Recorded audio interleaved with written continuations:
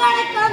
தித்திக்கும் தென்னமிழ் திக்கட்டும் பரவட்டும், எதிர்காலத்தை குளத்தில் எதிர் நீச்சல் போட்டு நித்தமும் நான் பேசிட எழுதிட மேதமை புரிந்திட நடுவர் அவர்களே, ஆசிரியர் பெருமக்களே, வருங்கால தூண்களே, எதிர்கால மீன்களே, அன்பினிய மாணவ செல்வங்களே, ஆன்றோர்களே, சான்றோர்களே, என்னை போன்றோர்களே, வையகமே வானகமே, என்னை வாழ வைக்கும் தமிழகமே, உங்கள் அனைவருக்கும் என் முத்தான வணக்கத்தை தெரிவித்துக் கொள்கிறேன்.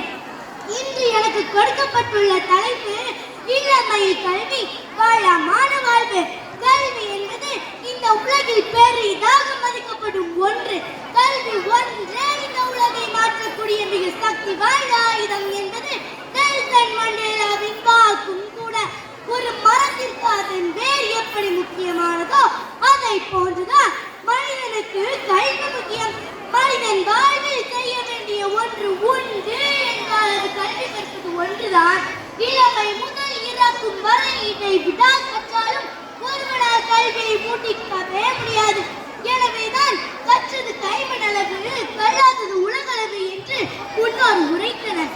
எளிய குடும்பத்தில் பிறந்து தனது பரந்த கல்வி அறிவினால் உலகையே வியக்க வைத்து அதன் மூலம் பாரத நாட்டின் குடியரசுத் தலைவரான டாக்டர் APJ அப்துல் கலாம் அவர்கள் இளமை கல்வி வாழமான வாழ்வுக்கு எடுத்துக்காட்டால் விளங்கியவர்.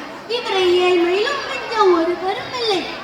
கற்றோருக்கு எங்கு சென்றாலும் சிறப்பு தான் என்பதை மன்னனும் மாசர கற்றோனும் சீர்தூக்கி மன்னனின் கற்றோன் சிறப்புடைய.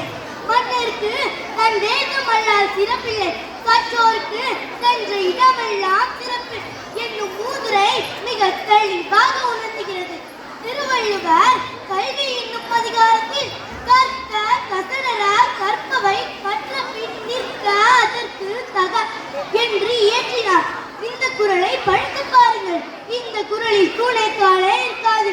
ஏனென்றால் யார் ஒருவர் இளமையிலே கல்வி கற்கிறாரோ அவருக்கு துணைக்காலே வேண்டாம், தனது சொந்த காலிலே நிற்பார்.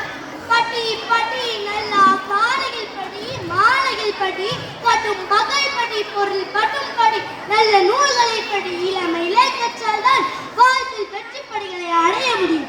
எனவே சிறுவர் கூறி திருப்பிற்கும் படத்தை நாடி செல்லும் எறும்புகளைப் போல, தேனிற்கும் படத்தை நாடி செல்லும் வண்டுகளைப் போல நல்ல நூல்கள் இருக்கும் படத்தை மாணவர்கள் நாடி சென்று கல்வி வளம் பெற வேண்டும் என்று உங்களிடமிருந்து விடைபெறுகிறேன். வீழ்வது நாமாக இருக்கிறோம், தமிழாக இருக்கட்டும். வீழ்வது நாமாக இருக்கிறோம்.